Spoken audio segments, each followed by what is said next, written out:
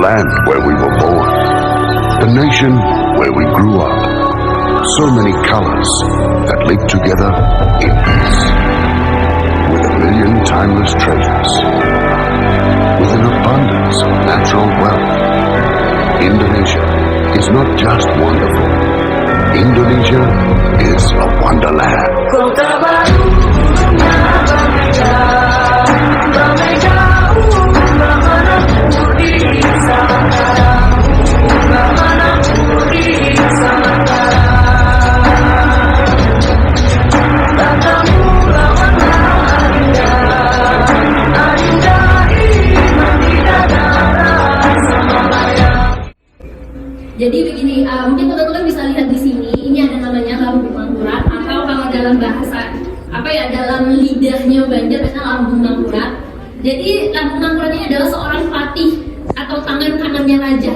Nah, dia adalah seorang patih pada masa pemerintahan kerajaan negara Dipa. Karena memang kerajaan negara Dipa ini adalah kerajaan Hindu pertama yang ada di Kalimantan Selatan. Negara Dipa ini sekitar abad 14 dan basisnya di Candi Agung. Lalu di abad 15 basisnya di Candi Laras, itu namanya kerajaan negara Daha.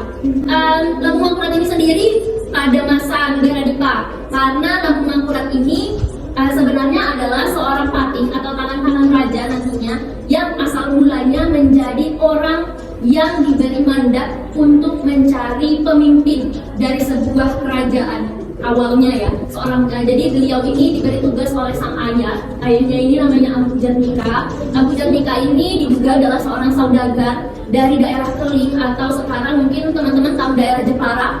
Nah, dan dia kemudian berlayar mencari tanah yang berbau harum.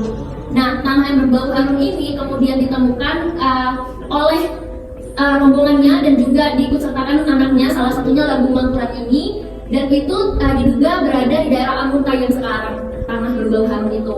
Nah, dari situ karena beliau ini seorang saudagar, beliau sadar diri kalau beliau tidak bisa yang namanya membuka sebuah kerajaan, karena beliau bukan dari kasta Brahma atau Ksatria seperti itu.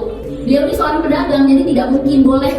Nah, makanya beliau kemudian sebelum meninggal menugaskan anaknya Lambung Mangkurat dan juga Ambu Mandasana ini untuk bertapa. Nah, kemudian ternyata dari hasil pertapaan mereka dengan tempat yang berbeda, ternyata Lambung Mangkurat ini memilih buat bertapa di tepian sungai. Nah, dia bertapa di tepian sungai, lalu kemudian di sungai di depannya itu muncullah sebuah bui, di mana dari bui itu keluarlah seorang putri yang namanya begitu. Nah, tapi teman-teman sebenarnya Putri Junjung Pui ini memang dia muncul dari air itu sudah menjadi sosok yang cantik. Tapi sebenarnya perlu teman-teman ketahui bahwa ada cerita yang sedikit tragis gitu. Dan ini berdasarkan hikayat Banjar ya, karya Jejeras yang ibaratnya memang ini juga berdasarkan dari sana. Jadi sebenarnya Putri Junjung Pui itu adalah anak dari Batara Gangga. Jadi Batara Gangga ini diyakini sebagai seorang penguasa lautan. Nah, beliau ketika dilahirkan oleh Batara Gangga, beliau itu tanpa tangan dan tanpa kaki sebenarnya. Jadi makanya dibuang ke bumi. Makanya muncul dari bumi justru malah menjadi sosok sempurna dan cantik gitu. Nah, balik lagi, Lambung Mangkurat sudah bertemu dengan Putri Junjung Pui, tapi Putri Junjung Pui ini tidak mau serta-merta ikut ke istana. Jadi dia menganggap bahwa istana itu berhala. Dia nggak mau sama sekali. Akhirnya setelah itu beliau meminta 2 syarat agar bisa dipenuhi, agar beliau mau buat menginjakan kaki ke istana negara Dipa ini. Salah satunya adalah dibuatkan sebuah kain kuning panjang, di mana kain kuning itu wajib ditenun oleh 40 orang dara atau perempuan yang belum nikah. Nah, kain itu disebut dengan nama kain Lambundi. Nah, kain Lambundi inilah yang kelak sampai sekarang kita kenal sebagai kain sasirangan. Tetapi karena dulu namanya Lambundi, terus dia itu kain kuning, makanya sekarang kan kalau kita tahu kain kuning itu sangat sakral. Karena memang dulu setelah digunakan oleh Putri Junjung Pui, kain Lambundi ini dikenal sebagai kain untuk sarana tradisi pengobatan Batak Pangba. Nah, dan kita juga kenal dengan yang namanya kain papintan, kain papintaan. Nah, kain papintan ini adalah kain yang biasanya digunakan orang-orang yang mau Batak Pangba, tapi dengan lukisan-lukisan khusus di kainnya. Dan itu lukisan-lukisan itu biasanya dibuat langsung oleh sang pemimpin Matonabanya itu. Nah, jadi dari situlah karena ibaratnya di situ ada seninya juga, dan itu dulu kalau yang namanya kainnya itu biasanya kadang kalau yang satu kepala diikat di kepala, yang di perut seperti itu, dan kemudian barulah muncul untuk di masa selanjutnya bertransformasi menjadi kain sasirangan yang sekarang dan semacam juga lambangnya begitu.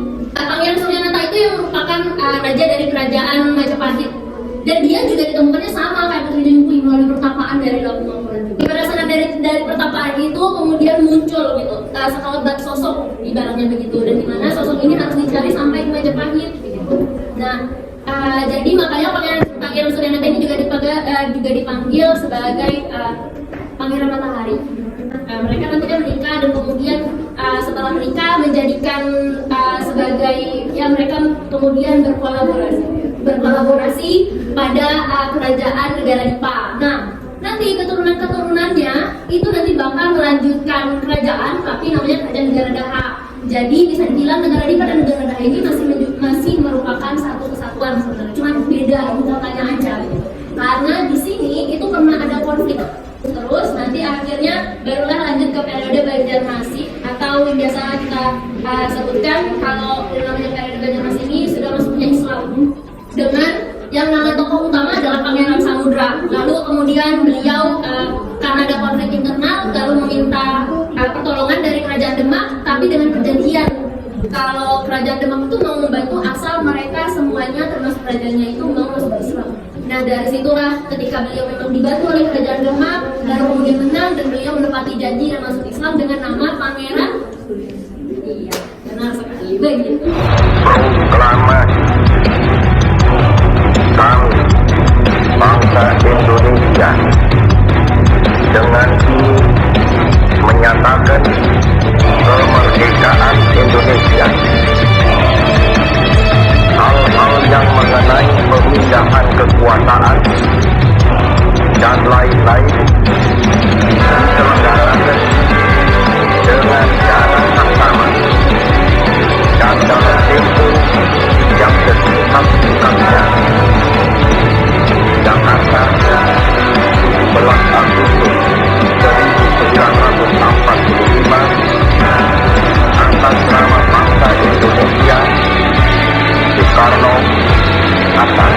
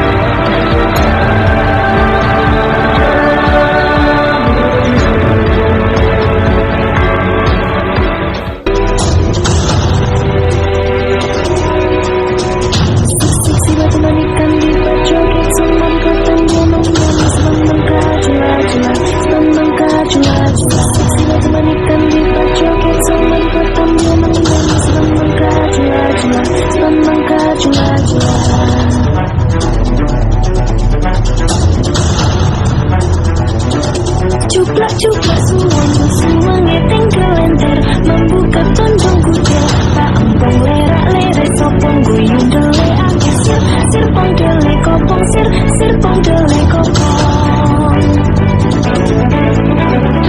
Ampar pisangku belum masak sabigi diurung bari-bari manggalepok patah kayu pengkok dimakan apinya cancuru pas